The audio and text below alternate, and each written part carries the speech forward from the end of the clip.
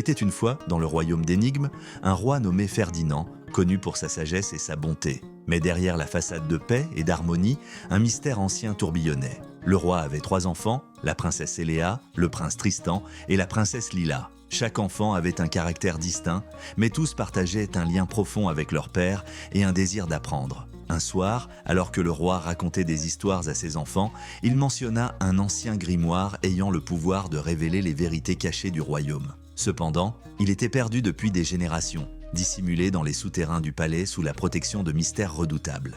Les enfants, captivés par l'idée de cette aventure, convainquirent leur père de leur permettre d'aller à sa recherche. « Pour prouver que vous êtes digne de ce pouvoir, dit le roi avec un sourire, vous devrez résoudre des énigmes et faire preuve de courage. » Le lendemain matin, armés de lanternes et de cartes anciennes, les enfants descendirent dans les souterrains. L'atmosphère était lourde de mystères, avec des couloirs qui semblaient s'étendre à l'infini. Ils tombèrent rapidement sur leur première épreuve, une porte massive ornée de symboles étranges. Pour ouvrir cette porte, il faut répondre à l'énigme. « Je suis léger comme une plume, mais même le plus fort des hommes ne peut me tenir longtemps. Que suis-je » Lila, toujours réfléchie, observa longuement. « C'est le souffle !» s'exclama-t-elle. À sa réponse, la porte s'ouvrit lentement, révélant un passage obscur. Au fur et à mesure qu'ils avançaient, les enfants rencontrèrent un spectre triste qui pleurait. « Je suis le gardien des âmes perdues. Pour avancer, vous devez m'aider à retrouver la lumière de la compassion perdue. » Les enfants réalisèrent que leur compassion pouvait libérer ce gardien. Ils lui racontèrent des histoires d'actes bons qu'ils avaient réalisés dans leur vie. À chaque histoire, le spectre s'éclairait un peu plus, jusqu'à ce qu'il s'épanouisse en lumière, leur permettant de passer.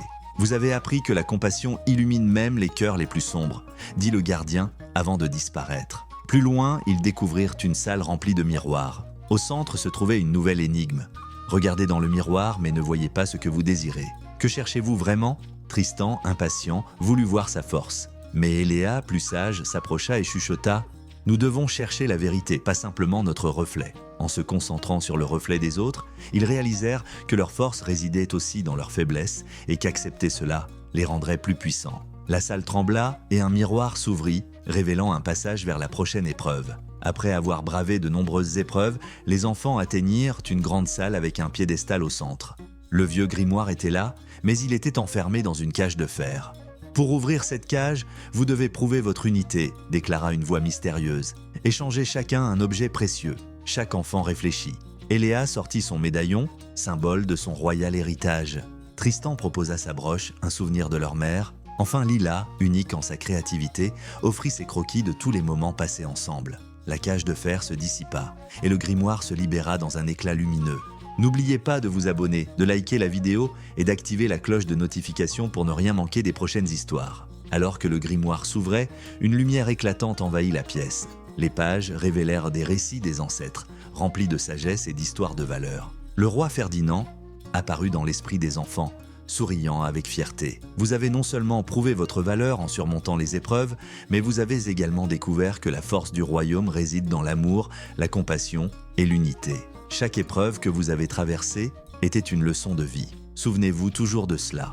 Élément par élément, les enfants commencèrent à comprendre que la vraie magie ne se trouvait pas seulement dans le grimoire, mais dans les expériences qu'ils avaient vécues ensemble. En quittant les souterrains, le grimoire en main, les enfants remontèrent rapidement les escaliers, émus par tout ce qu'ils avaient appris. Lorsque le roi Ferdinand les vit arriver, ses yeux brillèrent de fierté et d'amour. « Vous avez fait des choix difficiles et appris de précieuses leçons.